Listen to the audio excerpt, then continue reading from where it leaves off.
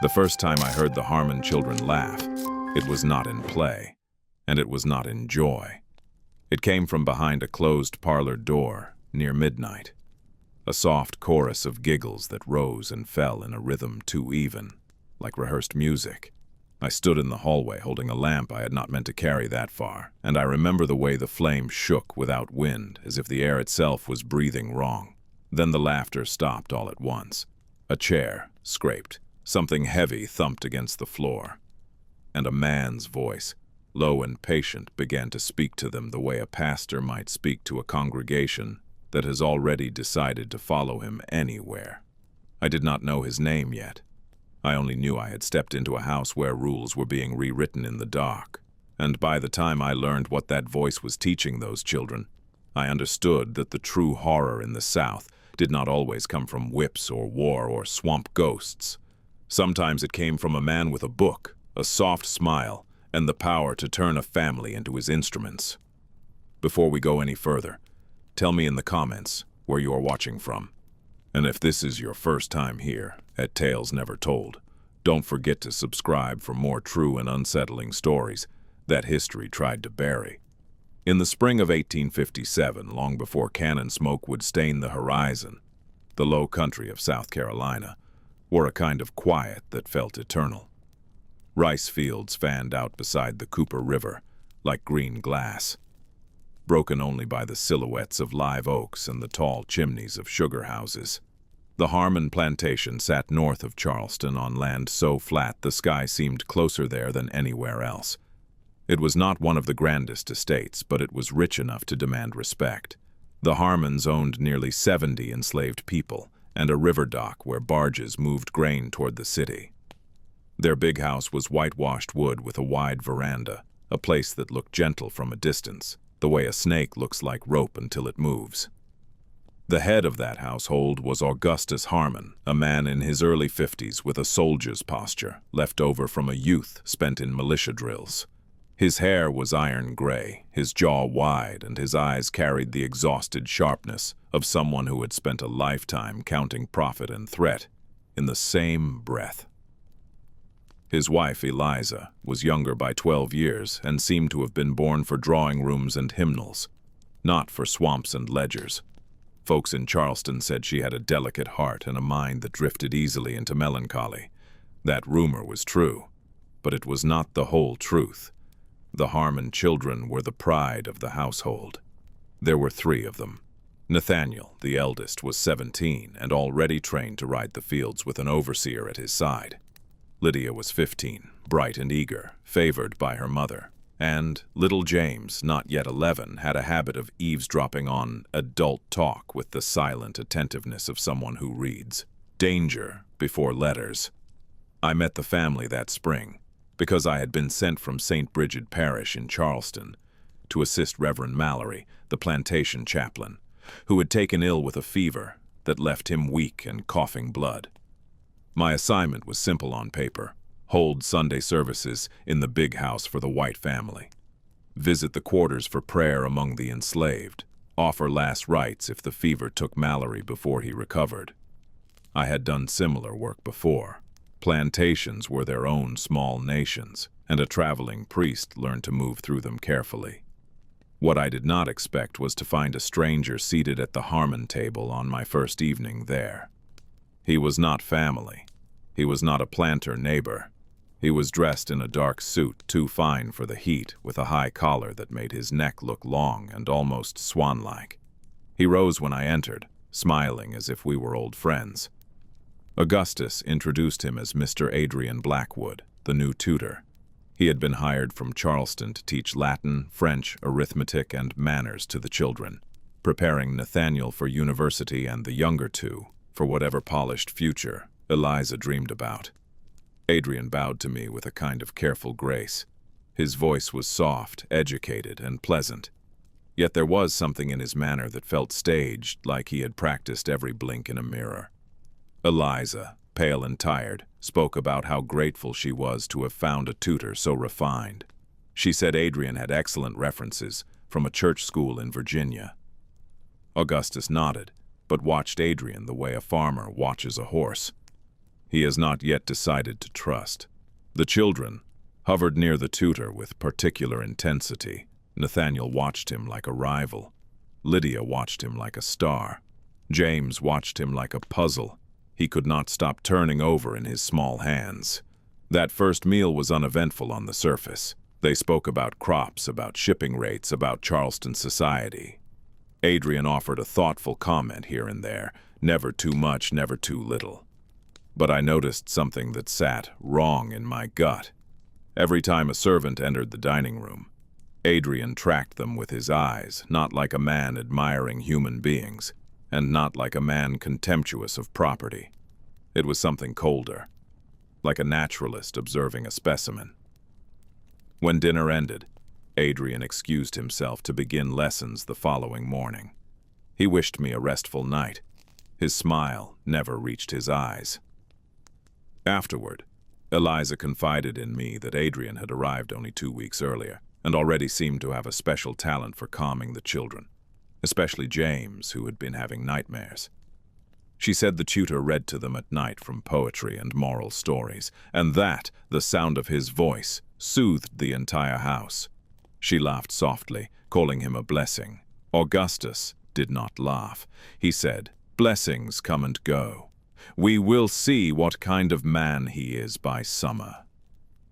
I asked if anything had happened to make him cautious. Augustus looked at me for a long moment, then said he had a habit of being cautious about anyone who came close to his heirs. He called it a father's duty. The word duty hung in the air, heavy as humidity. I went to my room believing that was the end of it. Then came that midnight laughter in the parlor, the sudden silence, and the tutor voice teaching something I was not meant to hear. That night I did not sleep. The lamp I brought back to my room sat on the washstand, and every time the flame dipped I felt sure I would hear the parlor door open. But the house stayed quiet. Only the slow tick of the hallway clock and the faint river frogs outside kept time. At dawn, I went to the small chapel room. The Harmons kept off the main hall, and I prayed for discernment, because I could not name what had troubled me. When breakfast came, Adrian was already at the table, fresh and composed, as if he had slept under a bell jar. He greeted me warmly, asked after Reverend Mallory, and inquired about my parish work in Charleston with a curiosity that felt flattering at first. Yet even there, in full morning light, I caught the shadow of last night in the way the Harmon children looked at him. Their eyes were too fixed, their bodies too still. It reminded me of the way altar boys watch for a priest's cue, waiting to move only when he wills it. Lessons began after breakfast in the study. I passed the open door once and saw Adrian standing at the chalkboard, a book open in one hand. He was explaining something about Roman virtue, about sacrifice and honor, and Nathaniel listened with a tightening jaw, as if he were drinking medicine he did not want but had decided to swallow anyway. Lydia leaned forward, practically glowing. James sat with his small hands folded and his head tilted, his face bare of expression. It was a posture I had seen in sickbeds when a child is too tired to survive anything but listening. I went to the quarters after that because Reverend Mallory had always insisted that morning visits were best, before the field work took all strength from the body. The quarters at Harmon Plantation were arranged in 2 long rows of cabins with a muddy lane between, and they smelled of smoke, damp wood, and the faint sweetness of rice mash. The people there knew me by collar more than by name, but they were polite. I prayed with an elderly woman named Rose who had lost a grandson to fever last year. I spoke with a man called Ben who had a crushed hand from a mill gear. I listened to their whispered worries about the coming season. None of that was unusual, but as I turned to leave, I heard a sound from behind one cabin that made me stop. It was singing, but not a hymn. It was a children's rhyme, thin and lilting, the sort of melody a tutor might teach to help memorize French vowels. I walked around the cabin and found Lydia and James sitting on an overturned barrel, while 4 enslaved children watched them. Lydia was reciting lines in French, clapping her hands in a steady beat. The enslaved children were repeating after her, hesitant at first, then more confident as she praised them. James watched without speaking, his eyes moving between their mouths and their hands. Adrian stood nearby under a sweet gum tree, holding a small notebook. He smiled at me when he noticed me. He said he believed education was a form of mercy and that allowing the young in the quarters to learn simple language would improve their souls. The way he said souls made my skin prickle. It was not devotion, I heard.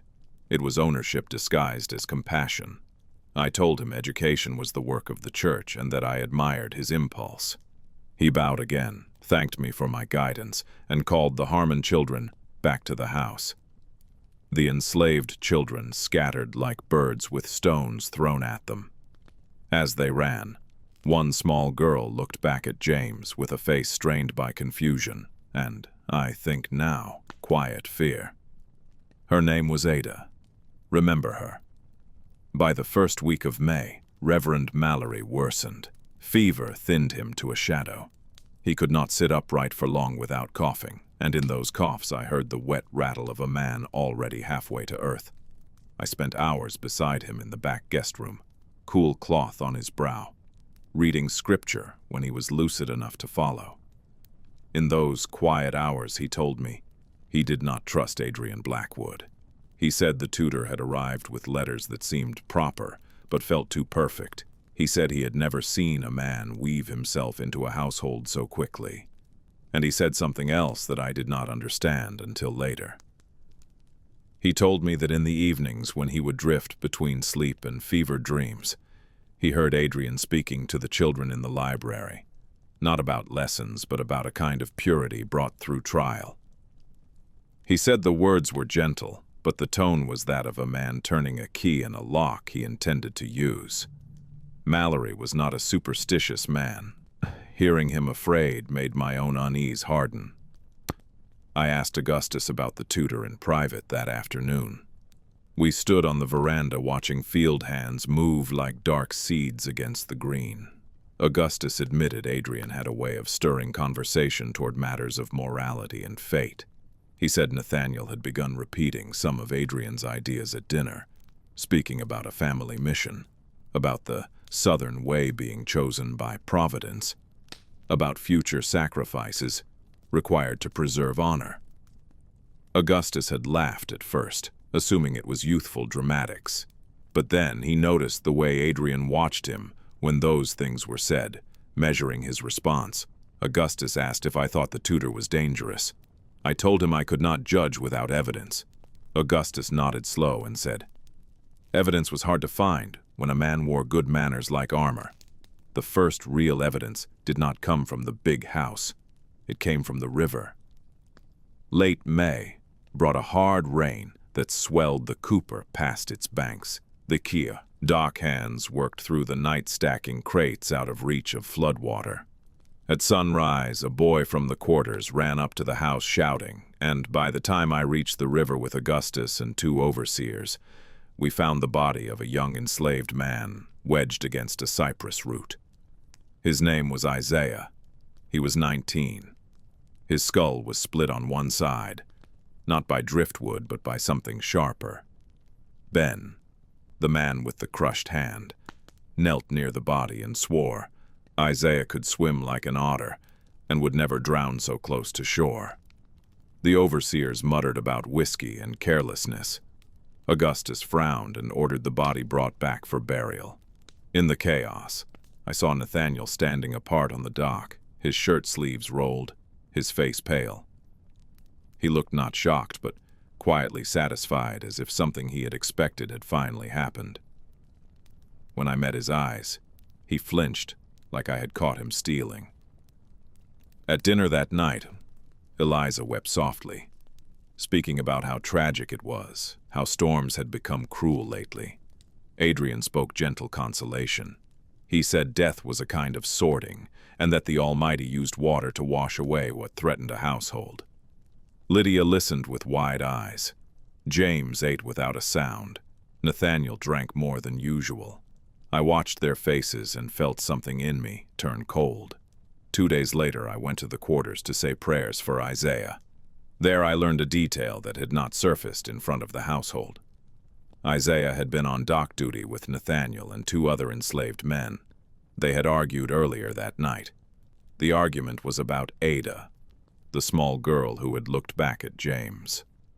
Isaiah had pulled her away from the big house lane after she was caught practicing French words near the laundry shed. He told her she should not follow the Harmon children into their games.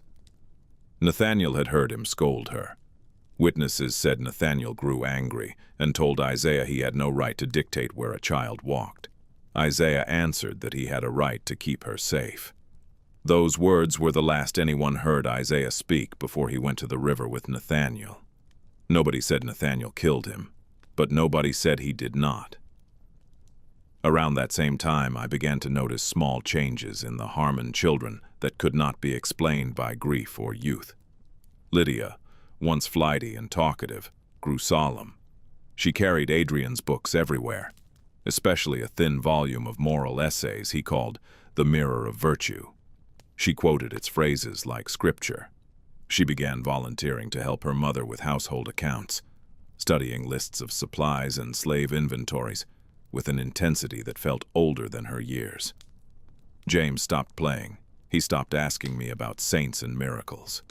When I tried to engage him, he answered politely, but his eyes slid away toward the library as if something there was calling him with a voice only he could hear. Nathaniel became restless, riding hard, snapping at servants, speaking in sudden bursts about discipline and order. At times I saw Adrian place a hand on Nathaniel's shoulder and speak quietly, and I watched Nathaniel's tension loosen like a knot cut by a blade. One evening in early June, Eliza invited me to take tea in the parlor. She looked thinner than when I arrived, her cheeks hollowed by anxiety she had not named. She asked me if I believed the devil could enter a house through the thoughts of its children. I told her, evil found many doors, but the grace of God was stronger. She nodded, then said she feared something was changing in her home. She said Adrian was kind, yes, but that kindness felt like a net. She said she awoke at night to hear the children chanting phrases in Latin, sometimes laughing, sometimes whispering like conspirators. When she opened her bedroom door to listen, the chanting stopped. She said her children no longer confided in her. She said Nathaniel had begun supervising punishment in the quarters on his own initiative. She said Lydia had asked to see her mother's jewelry box for no reason and then stared at a pearl brooch as if measuring it for a coffin. I asked if Augustus shared her concerns. She shook her head. She said Augustus trusted tutors and priests to keep the children on the right path. She said she was afraid to accuse a man without proof. She reached for my hand, and her fingers were cold. She asked me to watch Adrian, discreetly, for the sake of her children. I promised her I would. That promise sits on my chest even now because I did not keep it well enough. I began spending more time in the library under the pretense of looking for hymnal references. Adrian welcomed my presence. He spoke to me about philosophy and morality without prompting.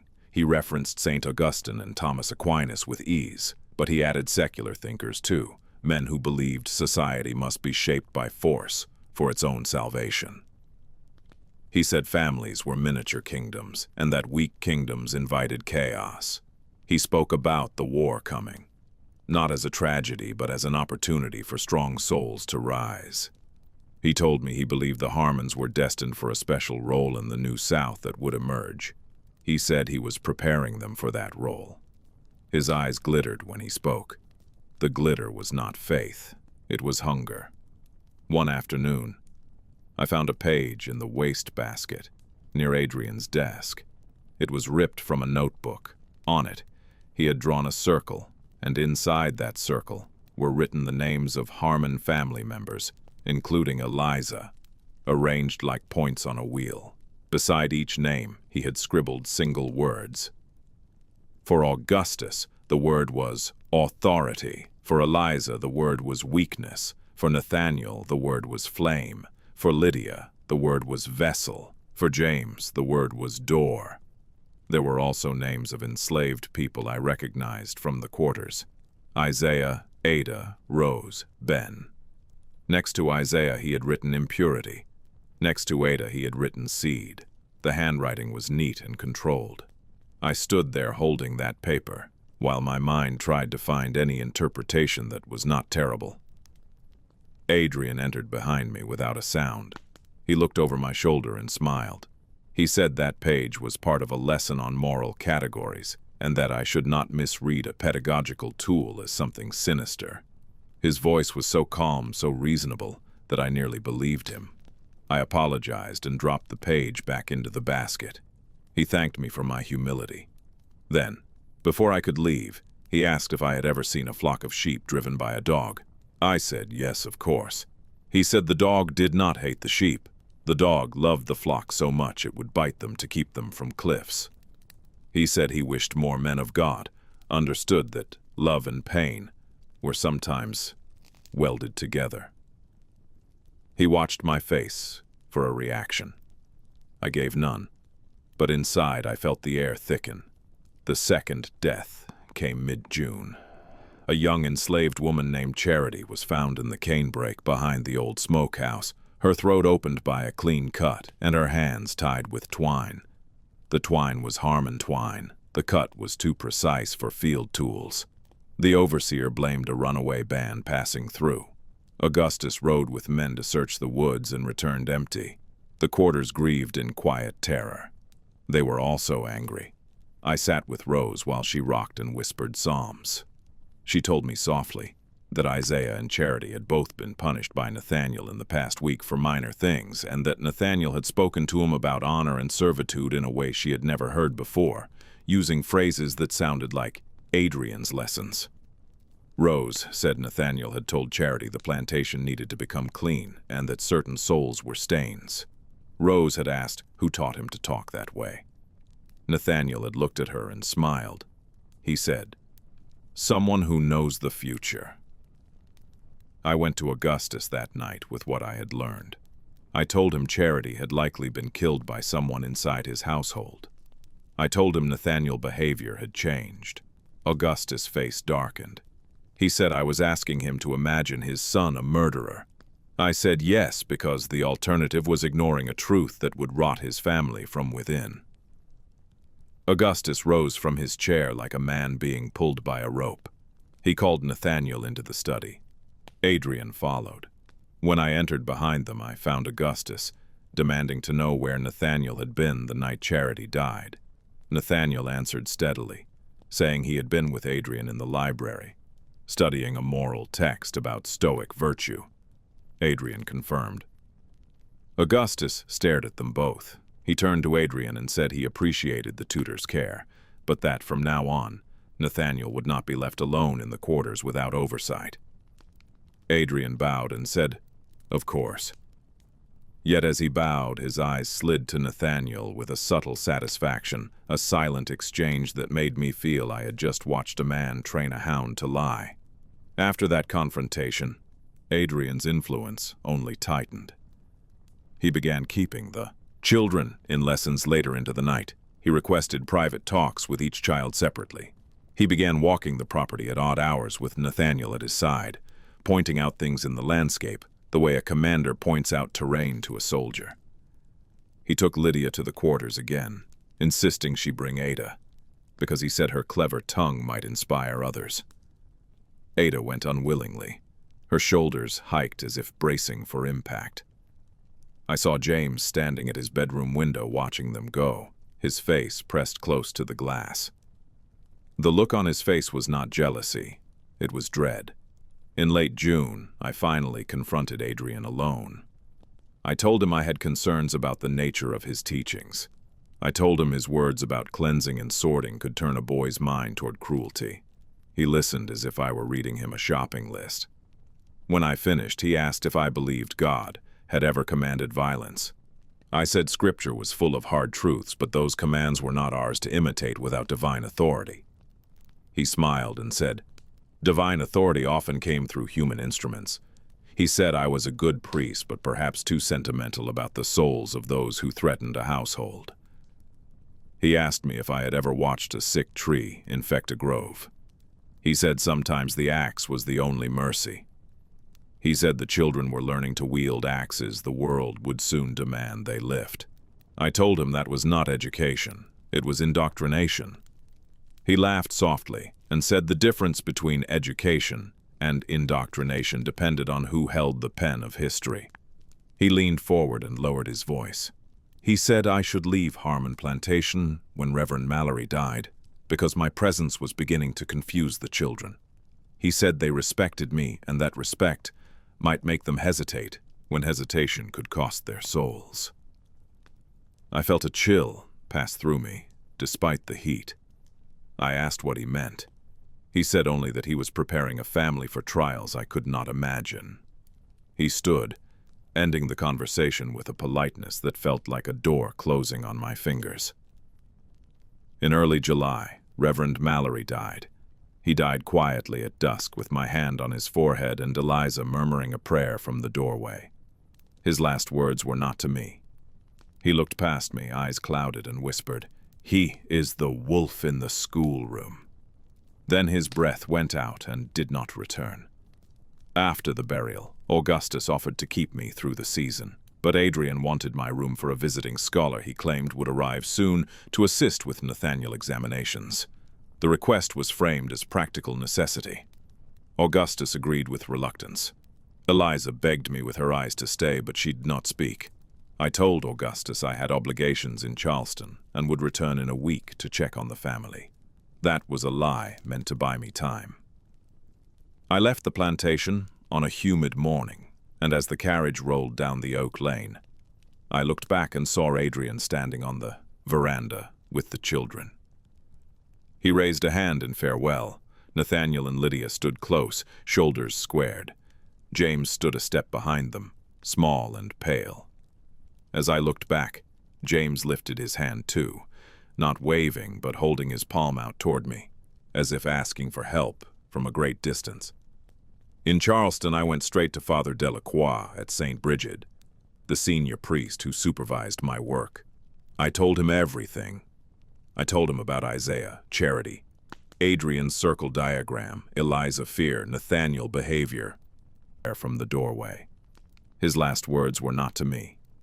He looked past me, eyes clouded, and the wolf in the school.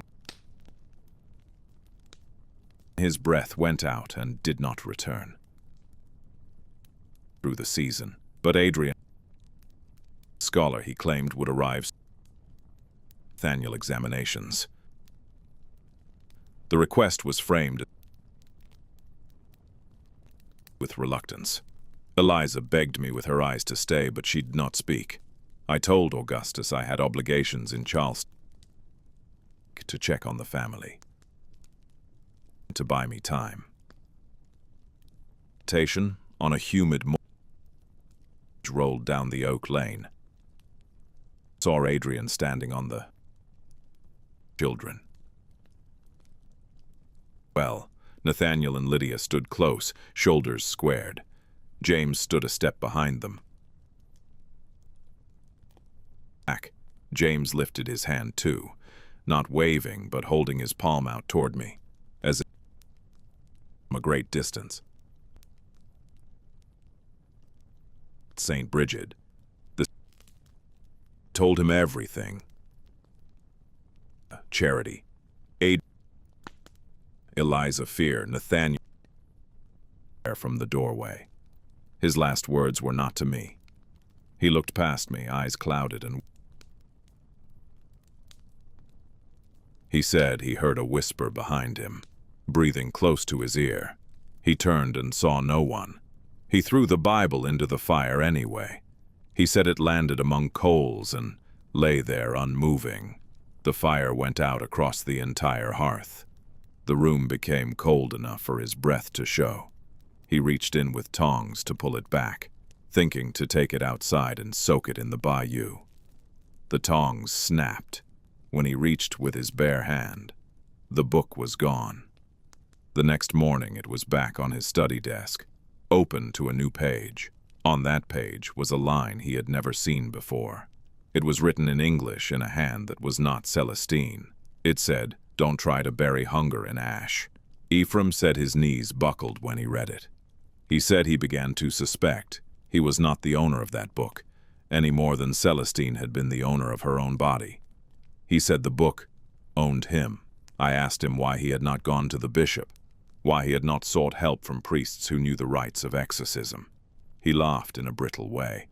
He said the bishop would have removed him, and Silas would have had every enslaved person in the quarters whipped for witchcraft. He said the church would rather paint over rot than admit the rot was in its foundation. I wanted to argue. Yet in my chest I felt an uneasy recognition.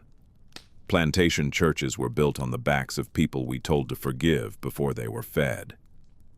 Ephraim said that as the spring deepened, the hunger spread. People in the quarters began going into trances during prayer meetings. They would sway, eyes rolled back, speaking that same language. At first the overseers tried to stop it. They found their horses refusing to approach the gathering, stomping and snorting. They found their whips knots loosening on their own. They found strange bundles of herbs nailed to their doors in the morning. The overseers blamed Ephraim. They accused him of stirring rebellion under the cover of Scripture. Silas did not believe them, not because he trusted Ephraim, but because he had begun to fear the Bible in a way he would never admit. Still, he wanted order. He told Ephraim to keep the enslaved out of the chapel at night. Ephraim tried. People did not listen, or rather, they listened to something else. Ephraim said on one humid night in May, a scream split the yard. He ran outside and followed it to the cabin of a woman named Eliza, who had given birth 2 days earlier.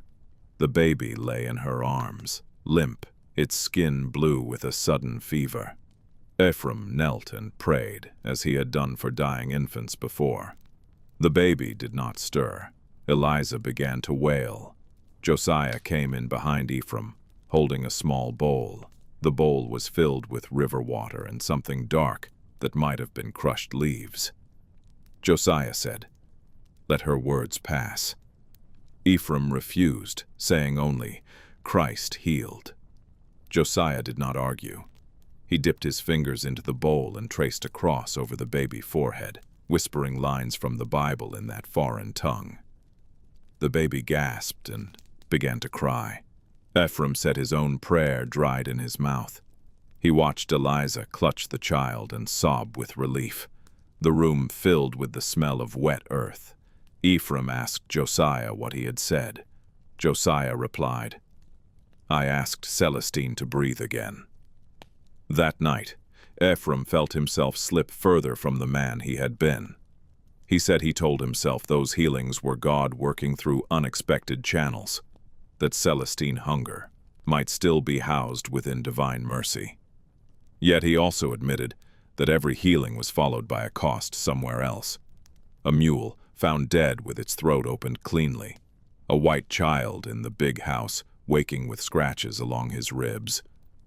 A field hand collapsing without wounds, eyes wide as if he saw the sea in a dry paddock. Ephraim said, "Hunger does not only heal, it consumes."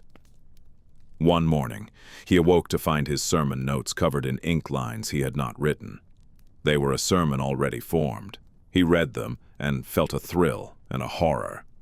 The sermon spoke of the church as a tomb and of salvation as a door that the dead might walk through if the living would only stop locking it. It quoted scripture, then twisted it into something that felt both righteous and unforgiving.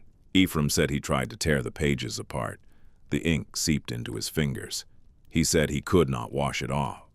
He showed me his hands. The ink had stained into the creases of his skin so deeply it looked like veins. That is why I believed him when he said he was no longer certain where his will ended. I remembered my own childhood in the parish, the way elders warned us about swamp lights that lured drunk men into water. The book sounded like that, a light made of grief, guiding you, then swallowing you when you followed too far. Ephraim said the worst change was in Miriam. At first she avoided the chapel at night. Then she began to sit in the back pew after everyone left, as if waiting for something. Ephraim asked her what she was doing. She said she was listening. He asked to what? She said, "To the parts of your sermons you forget you said." Ephraim said she began to ask him questions about Celestine, not about the woman as healer, but about the woman as a vessel. She asked if Celestine truly believed in God. She asked if a person could bind a spirit to paper. She asked if the suffering of the enslaved could become a force of its own. Ephraim said he told her to stop thinking such thoughts. Miriam looked at him and said, "You are the one who opened the door. Don't pretend it will close because you frown." Ephraim admitted that Miriam had grown lonely living in a house where Silas spent most nights drinking with neighbors, leaving her to manage the domestic cruelty of the plantation. He admitted she had always carried a small pity for the enslaved, not the pity of equals, but the pity of someone who sees suffering as a sickness she cannot treat. The Bible, Ephraim said, began to offer her a cure for her helplessness. She started visiting the quarters, bringing food and linens without telling Silas. She started sitting with Eliza and other women, listening to their songs. Then she began singing with them. Not loudly, softly, in that same language. Ephraim said when he confronted her, she told him the words made her feel awake for the first time in her life. She said she could feel Celestine near. She said Celestine was not a demon, she was a witness. Ephraim said humility curdled into fear when Miriam began to have dreams. She would wake and describe the bayou rising into the chapel, describe a black tide of ink. She would say she saw Celestine standing in the pulpit with her back torn open, reading scripture upside down. Ephraim prayed over her. It did nothing. She began to read the Bible herself when he was not present. He tried to hide it. It would appear on her bedside table. He tried to lock it away. The key would vanish. One afternoon, Ephraim found Miriam in the study with the Bible open across her lap. She looked up at him and smiled sadly. The room smelled of swamp water, even though every window was shut. Miriam said, "Ephraim, she is not asking for permission anymore. She is asking for payment." That was the sentence that broke Ephraim. He grew sick after that, not with malaria, but with something like spiritual starvation. He stopped eating. He stopped sleeping. He came to the chapel every morning and knelt where I found him, whispering, trying to negotiate with a hunger he had invited in. He told me that the hungry were not only visions, they were people the Bible had touched. The girl I saw, he said, was named Adarin. She was the daughter of Eliza, the baby who had survived. Adarin was not dead, but she would wander at night like a sleepwalker, her eyes empty, her mouth moving with Celestine words. She would stand in doorways of cabins and stare at people until they woke crying. She would sit in the chapel aisle and whisper the next sermon line before Ephraim spoke it. Ephraim said Adarin had become a mouth for the book. He said there were others. A man named Judah, who had been whipped for refusing to work on a Sunday, now sat for hours by the graveyard, scratching symbols in dirt, then collapsing as if his bones had no glue.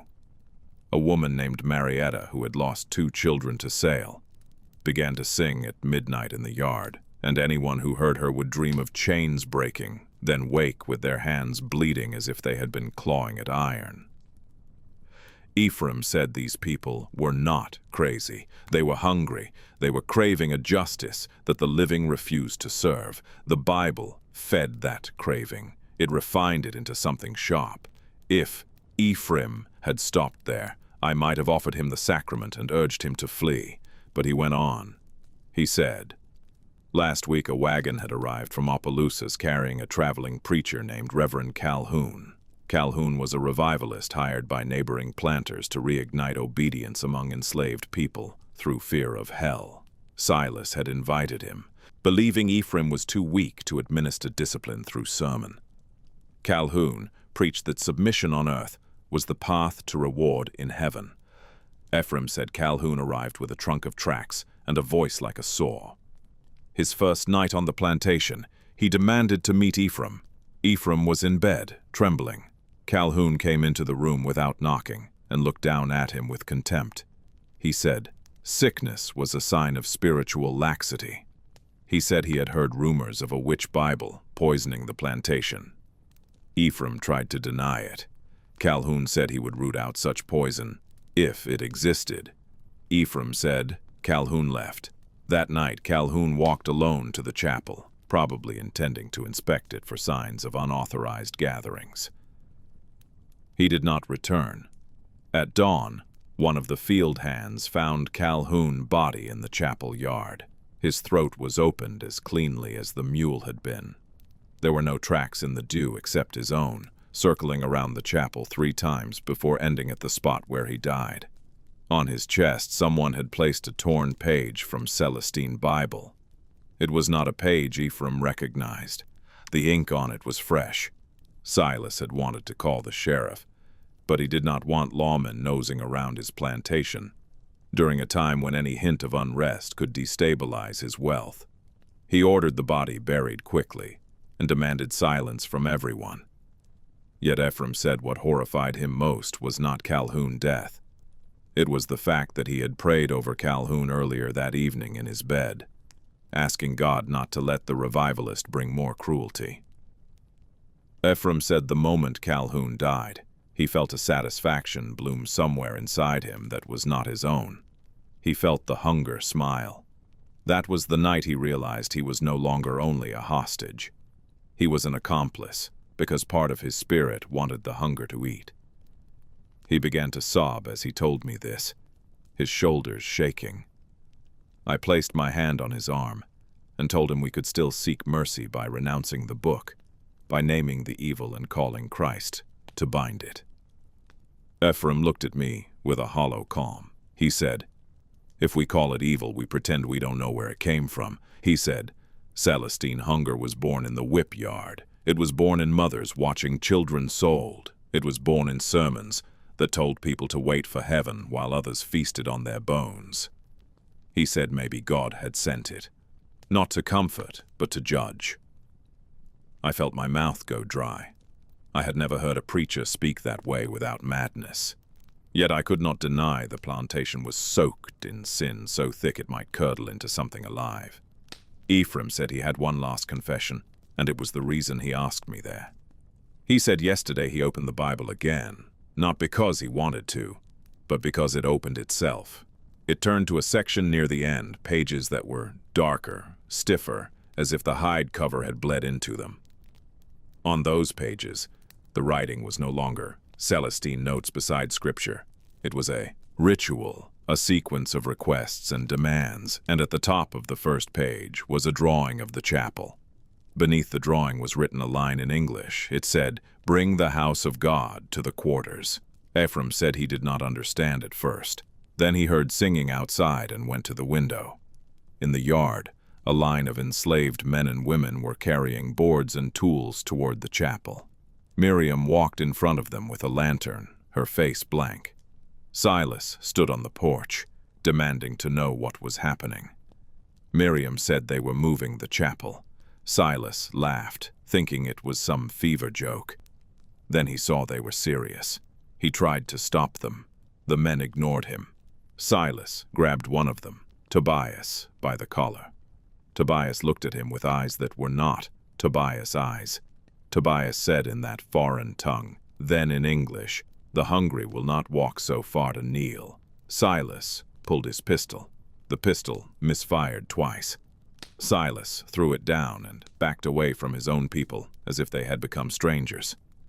Ephraim said he ran out to stop it, to plead with Miriam to come inside. Miriam turned her head slowly and said, "You opened the book. Now carry it to where it belongs." Ephraim said he felt a compulsion like a rope around his chest, drawing him toward the chapel. He watched as the people lifted pews, unbolted the pulpit, and carried the sacred furniture across the yard to the quarters. They placed it in the open space between cabins as if building a new church in the heart of bondage. They worked in silence, except for a steady hum. Ephraim tried to pray aloud. His voice would not form.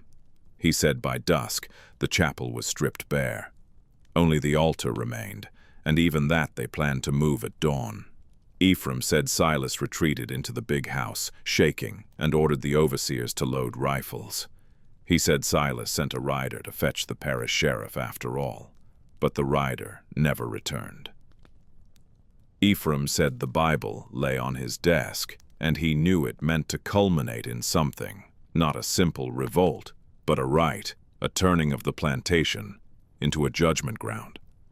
He said, the line "shepherd will eat" first began to make sense. He believed the hungry intended to take him, to use him as the final mouth of the ritual, perhaps to kill him, perhaps to transform him into something that would carry Celestine hunger beyond this plantation. He did not know.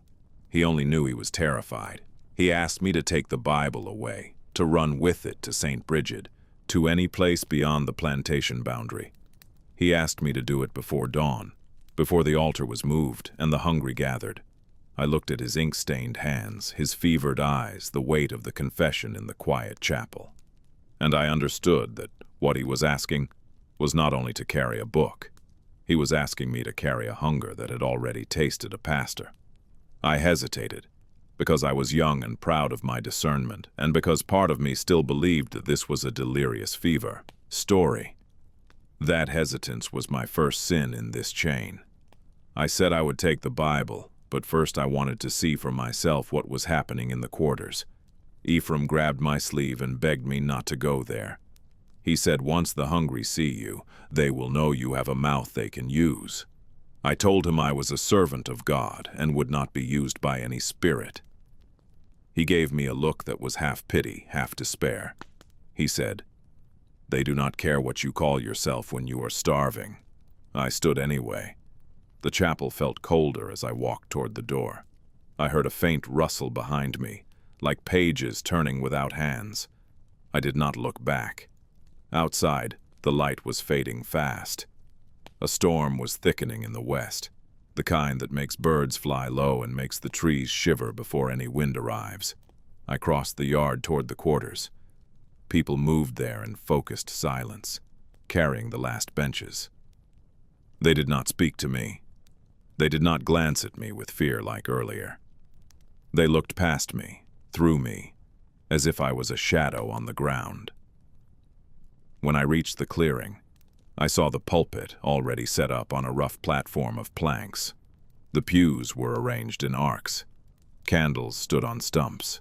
It looked like a church transplanted into the core of captivity. And around it, people stood in a wide ring, humming that low song. In the center of the ring was Celestine grave, now fully opened. Earth lay piled in neat mounds. The coffin lid had been pulled back. I took a step closer. The smell of damp soil and sweet rot pressed into my nose. I expected to see a body in decay. The coffin was empty. I heard a soft voice beside me. I turned and saw Josiah. Up close, he looked older than I had thought, with fine lines around his mouth and eyes that had seen chains long enough to recognize when chains were about to break. He asked me softly if I had come to preach. I said no. I asked what they were doing. He said, "We are bringing her home." I asked where her body was. He put a finger to his lips and said, "She is not your concern now." He said the hungry had walked in the wilderness too long. They were making a table where the shepherds could no longer eat alone. I told him this was dangerous, that Silas would respond with bullets. Josiah nodded. He said bullets were also dangerous, but they still came every day in other forms. I tried to speak doctrinally, to warn of blasphemy. Josiah said gently, "Reverend, you call it blasphemy when we speak to God without your permission. That is not blasphemy. That is a hunger you refuse to feel." He stepped away into the ring. The humming grew louder. I saw Miriam among them. She wore a plain dress without jewelry, her hair loose down her back, her hands stained faintly brown as if she had been digging. She looked at me once. In her eyes there was no mania. There was a calm I had never seen on her face, the calm of a person who has chosen a side after too much hesitation. She did not smile. She only nodded slightly, as if acknowledging. I was now a witness. Adarin stood beside her, the young girl, her headscarf slipping. She stared at the empty coffin and moved her lips in silent rhythm. The ring tightened. Someone lit a candle, then another. The storm grumbled overhead. Insects began to scream. Josiah climbed the platform and stood behind the pulpit. He did not look like a preacher, yet when he opened his mouth, the ring quieted immediately. He began to speak, not in English, but in that same flowing tongue. The cadence sounded like scripture and like lament. I understood none of the words, yet my chest tightened as if I did. The people responded in unison with a phrase that rose and fell like waves. My knees felt weak. I backed away toward the big house, because I realized I had walked into a rite that did not need my approval. When I reached the porch, Silas was inside the parlor with 3 overseers. Rifles leaned against the wall. The men were drinking hard. Silas saw me and demanded to know what I had seen. I told him the chapel was being moved and a gathering was underway. He asked if they were armed. I said I saw no weapons. He cursed. He said they did not need weapons if they were bewitched. One overseer, a brute named Harlan, spat and said they should fire into the quarters and end it. Silas hesitated, not out of mercy, but out of fear of losing property and of provoking a neighboring gossip that could ruin him. He asked if Reverend Ephraim was part of it. I said Ephraim was sick and in the chapel. Silas swore and strode toward the door. I stepped in front of him. I told him if he went there with guns, he would create a massacre. Silas stared at me in disbelief that a mere curate would challenge him. He asked whose side I was on. I said I was on the side of peace. He laughed bitterly and said, peace was a word priests used when they wanted planters to surrender control. He shoved past me and marched into the yard with Harlan and another overseer at his back. The storm had reached the plantation now. Wind moved through the oaks like a growl. The ring in the quarters was brighter with candles. The chanting continued. Silas stood at the edge of the clearing and shouted at Josiah to stop. Josiah did not look at him. Silas shouted again, announcing that any man or woman who remained would be punished. Any ringleader sold south. The chanting did not pause. Silas lifted his rifle and fired into the air. The shot cracked under the storm. Adarin did not flinch. The ring did not break. Instead, the chanting shifted. It rose louder, sharper, and for the first time I felt the words like pressure against my teeth. Silas raised his rifle again, aiming toward Josiah. Before he could pull the trigger, the rifle jerked in his hands as if yanked by a hidden rope. The barrel swung upward and fired into the clouds. Silas staggered, shocked. Harlan lifted his own rifle, but as he did, a sudden wind slammed through the clearing and blew out half the candles. In that brief darkness, something moved across the ground like a shadow that was not cast by any body. Harlan screamed. When the candles caught again, Harlan was on his knees holding his face. Blood poured between his fingers. He claimed later that claws had raked him, though no animal stood near. Silas took a step back. His mouth opened and closed. His courage was draining away in real time. Josiah finally turned. He spoke in English now, slow and clear. He said, "Silas Caraway, you took her breath. Tonight you will hear it again." Silas stuttered a curse, and at that moment, thunder split the sky, and rain crashed down in sheets. The people did not scatter. They lifted their faces into the rain as if being baptized. Josiah lifted his hands. The chanting began again, rolling under the thunder. I watched Silas retreat toward the yard, shouting for men to follow. Only one did. The rest looked at the ring with an animal fear and stayed frozen. I ran after Silas, not to aid his violence, but to prevent it. Yet by the time I reached the porch, I realized prevention was already beyond me. Silas ran into the stable. I heard him rummaging for something heavier than rifles. He emerged dragging a small cannon used for scaring birds from rice fields. He had used it during war celebrations. Now he was willing to use it on his own plantation. He loaded it with scrap iron and nails. I told him he was insane. He shoved me aside. His eyes were wild, yet under wildness was despair, because even he knew he had awakened something he could not command. He rolled the cannon to the yard facing the quarters. Harlan, bleeding, stumbled to help. Silas lit the fuse. I sprinted toward the quarters, screaming for people to move. The ring did not even turn. I heard the cannon roar behind me and felt shrapnel whistle through rain. People screamed then, but not in panic, in fury. The iron shot ripped through the platform. The pulpit splintered. 2 men went down, blood spreading into mud. A woman fell on her side, clutching her hip, crying out. For one heartbeat, the chanting broke, and I thought fear would scatter them. It did not. The ring tightened like a fist. Miriam knelt beside one of the fallen men and placed her hand on his chest. She began to speak in that foreign tongue. Others joined her. Their voices rose, not pleading, but commanding. The rain began to swirl, not falling straight down anymore, but rotating around the ring as if the air itself was turning. I do not know how else to describe it. It felt like standing at the edge of a whirlpool, except the whirlpool was made of air and water and sound. Silas shouted from the yard, voice thin with terror now. He shouted that this was rebellion and witchcraft. Josiah climbed down from the broken platform and walked toward Silas through the rain. No one stopped him. The ring opened to let him pass like a tide opening around a rock. Silas lifted his pistol again. The pistol fired. The shot went wide as if his arm had been jolted. Josiah did not flinch. He walked closer, mouth moving with a steady chant under his breath. Silas fired again. The pistol clicked empty.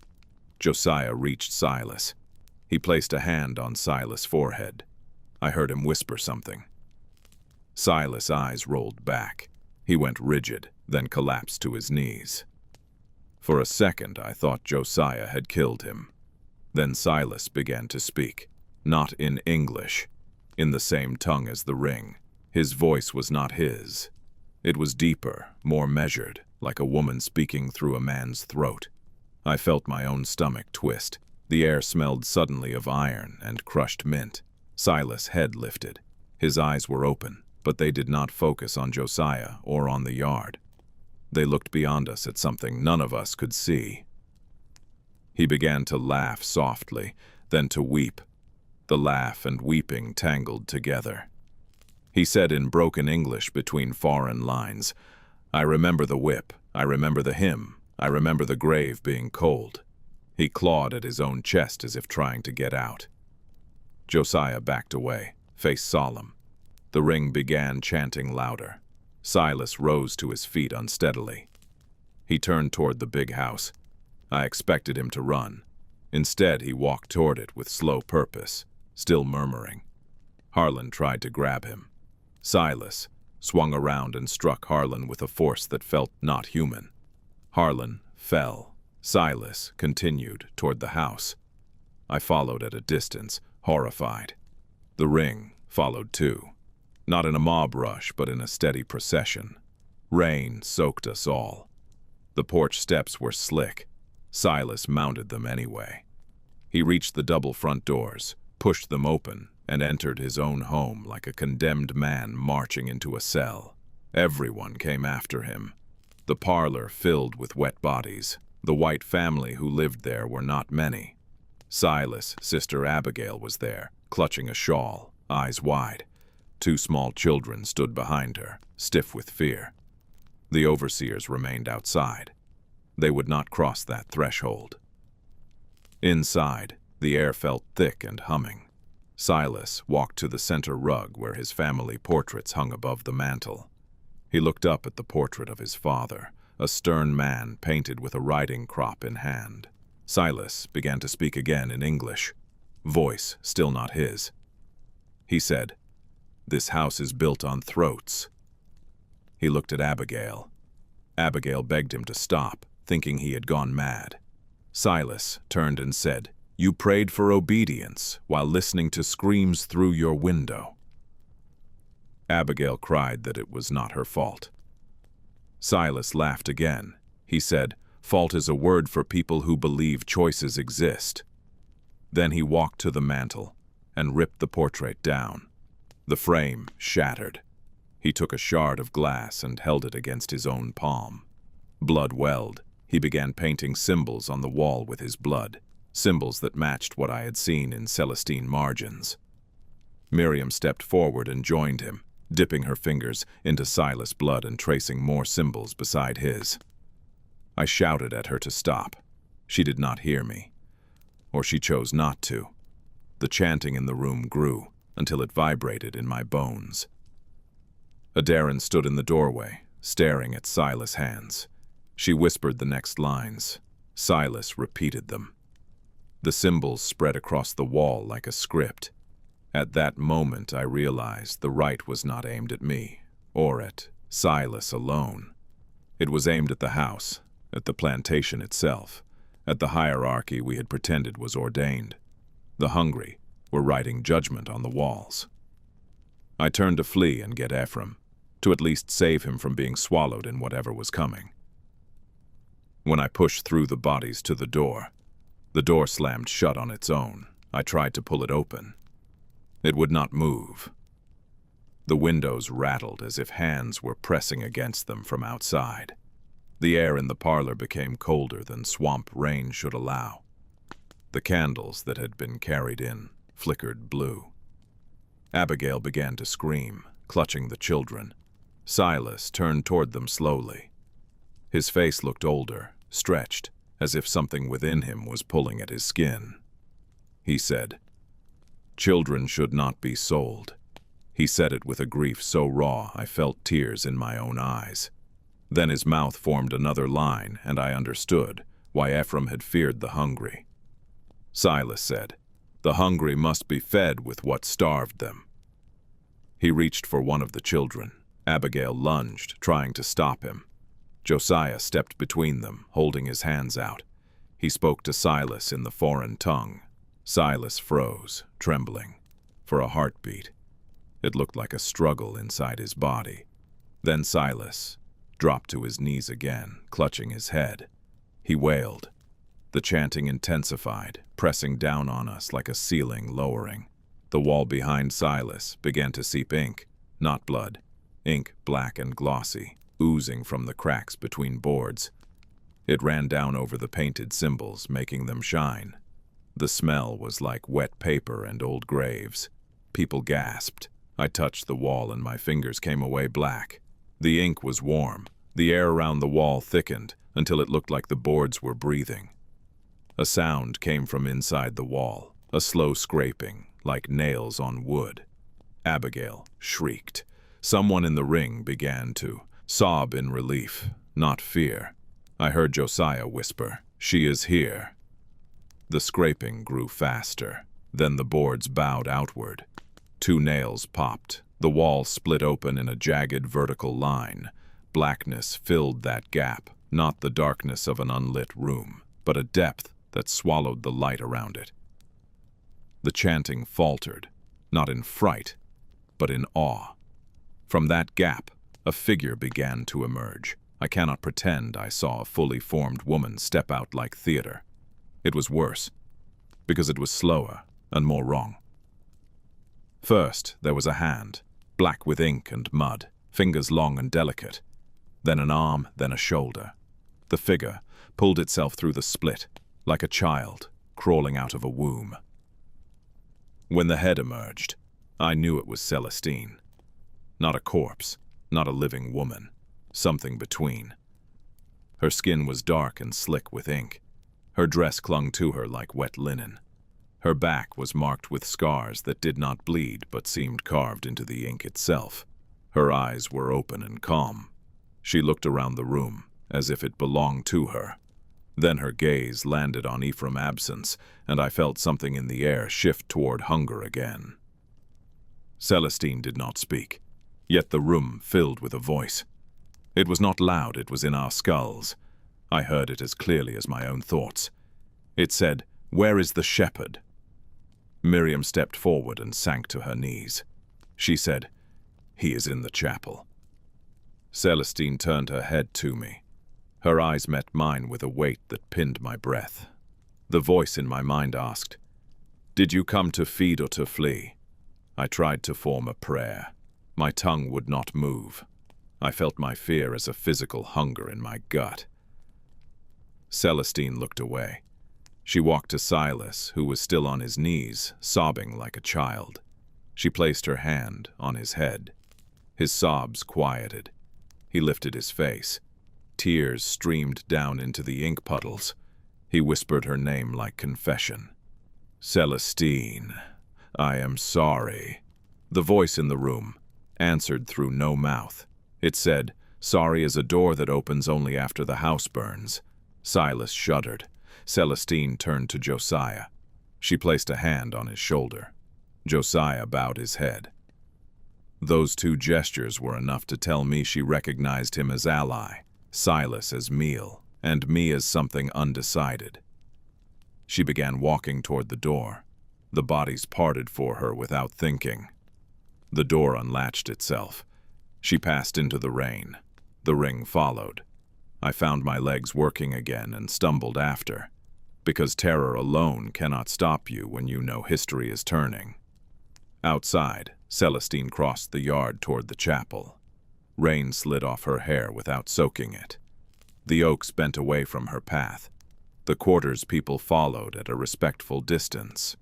Silas followed too, still murmuring, like a man in a trance behind his own executioner.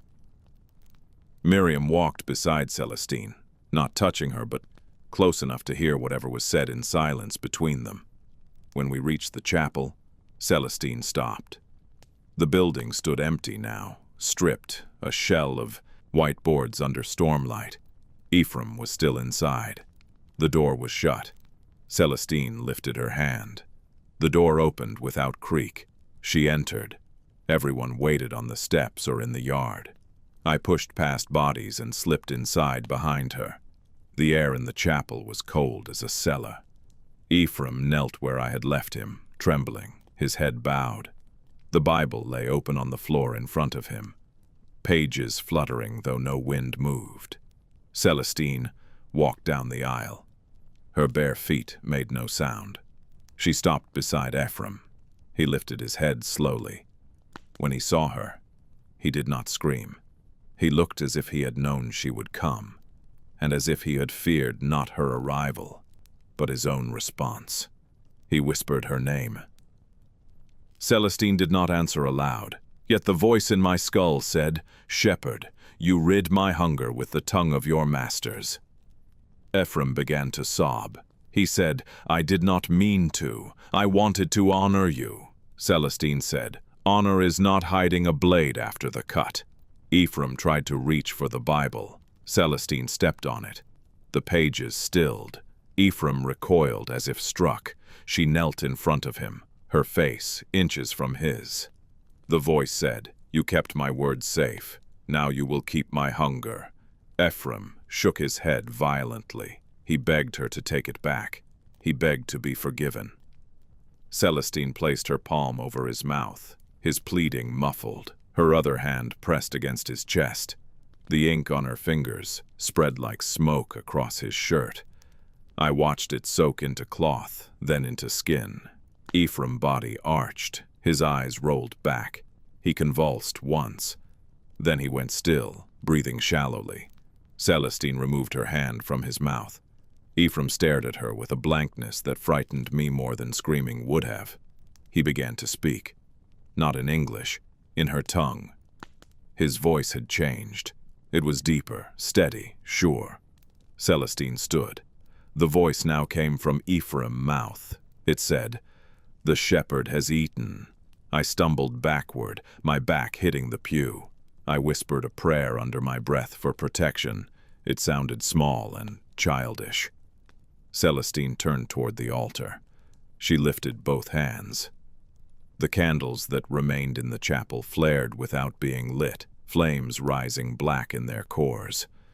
A smell like burning sugar and old paper filled the room. Ephraim rose to his feet. He walked to the pulpit place, though the pulpit itself had been moved. He stood in the empty space like a preacher facing a congregation. Celestine stood behind him like a shadow. Her voice, through him, addressed the yard outside. I heard it echo through the open door. It said, "This house of God was built to hold your knees, not your hearts. Tonight we return your hearts to you." The ring outside responded in a chant. The chapel itself began to groan, not from wind but from something inside the boards. I looked up and saw black ink seeping from the rafters now, thick drops falling like rain. It splattered on my collar, warm, smelling of iron. I tried to flee the chapel, but my feet stuck to the floor, as if the ink had become tar. Ephraim lifted his hands and recited a long passage. The words vibrated in my ribs. The bayou outside roared with thunder. Yet under thunder I heard another sound, a choir of insects and frogs and something else, a low moan like a crowd breathing in unison. The ink dripped faster. The floor grew slick. The walls seemed to soften. Celestine began to chant too, her mouth moving now. Her voice was not in my skull anymore. It filled the room in layered harmonies with Ephraim. I saw the Bible under her foot swell slightly as if breathing. The pages under her toes turned without hands, racing toward the end. Ephraim's voice grew louder. Then he stopped abruptly. His eyes snapped to me. For an instant I saw Ephraim's old self flicker there, like a candle about to die. His mouth moved soundlessly. I think he tried to warn me to run. Then his face relaxed into emptiness again. Celestine lifted her foot off the Bible. The book lay open to its final page. On that page was a line written in English that I could read clearly despite the ink haze. It said, "When the shepherd eats, the gate opens." The ink on the floor surged toward that book like water toward a drain. It pooled, then began to rise in a column. The column took shape, not into a person, but into a doorway. A black vertical stain hanging in the air, pulsing. From within that stain, I heard murmurs, many voices, layered like leaves. I understood none, yet I knew they were not coming from the living in the yard. The hungry were arriving. One by one, shapes began to step through. Some looked like men and women with swamp water dripping off them. Some looked like children with empty eyes. Some were only shadows with hands. They filled the aisle, the pews, the air. The chapel felt suddenly too small to contain the dead. I felt panic claw my throat. I tried to wrench my feet free. The ink held. Then a small hand gripped mine. I looked down. Aderin stood beside me. Her face was calm. She looked up and spoke in soft English, the first I had heard from her. She said, "If you are hungry too, you can stay. If you are not, you must leave now." I did not understand. I asked what she meant. She squeezed my hand and whispered, "She will not harm those who know why they starve." I began to protest that I was not starving. Yet in that moment I felt my own emptiness, not of food but of moral certainty. I had lived in a church that served both chains and salvation. I had told people to wait for justice beyond death while their lives were eaten in front of me. Maybe that was its own hunger. Aderin tugged gently. The ink loosened around my shoes. I stumbled free. She pulled me toward a side door of the chapel that led to the sacristy. The dead did not stop us.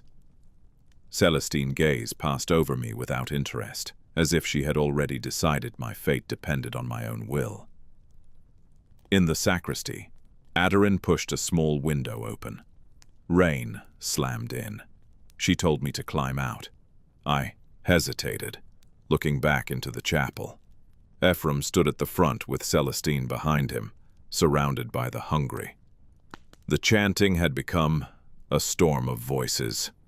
The chapel boards were sweating ink. The doorway in the air pulsed wider.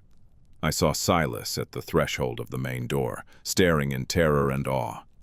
Miriam stood beside him. eyes shining with tears. I climbed out the window because Adarin pushed me, and because terror finally did what doctrine could not. I fell into mud outside in the narrow space between chapel and trees. The rain hid me. I crawled through the brush toward the bayou edge. Behind me, the chanting reached a pitch that made my teeth hurt. Then the chapel screamed. I do not mean people screaming inside it. I mean the building itself groaned like a living creature being torn apart. There was a crack, like a tree splitting, then a roar, and I felt the ground shake. I turned in time to see the chapel collapse inward as if pulled by gravity from below. The roof folded, the walls caved, boards sinking into a pit of black ink that had opened under the foundation. The hungry surged with it. They did not flee. They flowed downward like a river, finding its bed. Celestine stood in the center as it happened, upright, her arms lifted. Ephraim stood beside her, expressionless, sinking with her. The pit swallowed them. The last thing I saw was Celestine afterimage, standing for a heartbeat atop the sinking boards, then vanishing into darkness. The ground sealed over the pit, like water smoothing after a stone. In its place was a low hollow filled with rainwater, already turning black. The chanting stopped. The yard fell silent except for thunder. I lay in mud shivering. The people in the quarters stood around the hollow in stunned stillness. Miriam knelt at its edge. Silas lay face down in the yard a few feet away, unmoving. Josiah stood with his hands folded, breathing hard, as if a marathon had ended. In that silence, I realized the hungry had not come to take the plantation by bullet or blade. They had come to take it by swallowing its spiritual center, by erasing the church that had been used as a tool of chains. Whether that was justice or another horror, I could not decide. The rain eased near dawn. People moved slowly back to their cabins. The hollow in the ground remained, water in it black as ink. No one approached it. I stumbled toward the big house. My collar was stained. My hands shook. I found Silas where he had fallen. His eyes were open, staring without seeing. He was alive, barely. I lifted his head and heard him whisper in a hoarse voice. She walked through me. Then he began to sob. I brought him inside to a sofa. Abigail screamed when she saw him, then went quiet because there was nothing to do but face what a planter becomes when confronted by a hunger he helped create. The sheriff arrived at noon with 3 deputies, muddy and armed. He had finally made it through roads washed out by the storm. He demanded to know why the chapel was destroyed and why a visiting preacher lay dead. Silas could not speak coherently. Miriam did. She told the sheriff lightning had struck the chapel and caused a sinkhole. She said Calhoun had wandered there in the storm and been killed by falling beams. She said the enslaved had tried to save him. The sheriff, a man who did not care to investigate what planters did not want investigated, accepted it. He wrote a report about an unfortunate act of God. He left before dusk. In the days after, Caraway Plantation did not return to normal. There was no chapel to rebuild. Silas tried to order it rebuilt. The boards delivered from town warped overnight. Nails rusted black before being used. Workers refused to step onto the hollow ground where the chapel had been, saying they heard whispering beneath it. Silas tried to punish them. His whip tears snapped in his hands. His voice failed when he tried to shout. He began to waste away. Some said fever, some said guilt. I believe he was starving in a way no rice or whiskey could fix. Miriam became a different person. She moved into a small room at the back of the big house and spent hours writing letters to the bishop explaining she wished to free the enslaved people under her roof. The bishop replied with outrage. He said she was hysterical. He said she was defying canonical order. She did not listen. She began to manumit as many as she could through legal tricks and quiet payments. Not all could be freed because law was a chain too thick. Still, people began leaving the plantation in ones and twos, walking north or to New Orleans, carrying their few possessions and a calm determination. Josiah left last. Before he did, he came to me where I sat in the yard, still stunned, still unable to pray, without hearing the foreign cadence in my skull. He asked me if I understood now. I said I did not know what I understood. He nodded. He said, "Then keep listening." He handed me something wrapped in cloth. I flinched, thinking it was the Bible. It was not. It was a single page torn from it. Dry now, inkmat. On it was a psalm in English, and in the margin, Celestine's hand had written a line beside it. The line said, "God hears the ones who speak from the ground." Josiah told me to keep that page so I would not forget the cost of safe sermons. Then he walked away, without looking back. Miriam visited me once more before I left. She looked exhausted, but clear.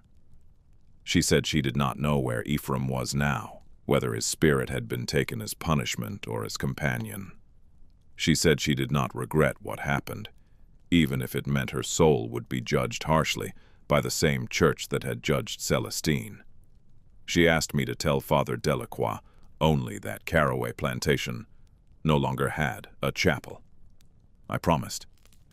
When I left the plantation and rode back toward New Iberia, the road felt longer than before. The bayou seemed to whisper at the edges. All that week I could not sleep without hearing chanting in my dreams. I began to fear that a sliver of hunger had followed me. I showed the torn page to Father Delacroix. He read it silently, his face closing. He told me to burn it. I did not.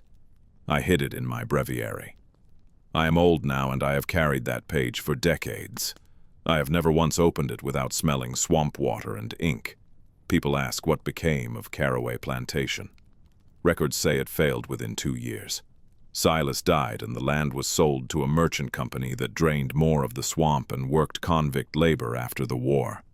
The hollow where the chapel fell was filled with dirt and built over. Yet men who worked that soil later claimed tools would sink there without reason, and on hot nights they would hear hymns in a language they did not know rising from beneath the ground. Travelers in the parish still tell a story about a white woman who freed as many as she could, then disappeared into the bayou one night with an enslaved girl. Some say she drowned. Some say she became a healer. The girl in the story is always named Aderin. No one can show a grave for either of them. As for Reverend Ephraim, there is no record. His name is on a church roll as deceased, cause listed as fever. Yet I do not believe fever took him. I believe the hungry took him into their gate because he ate first, because he opened the book, because he tried too late to deny the hunger he had already fed. I do not know if Celestine's spirit was righteous vengeance or some darker force wearing the clothing of justice. I only know what I saw and what it changed in me. After that summer, I could never preach obedience to suffering the same way. I could never enter a plantation chapel without feeling the floor breathe. I could never read scripture without hearing the margins, the voices we call superstition, because we fear what they say about our own blindness. This story is not a comfort. It is a mirror.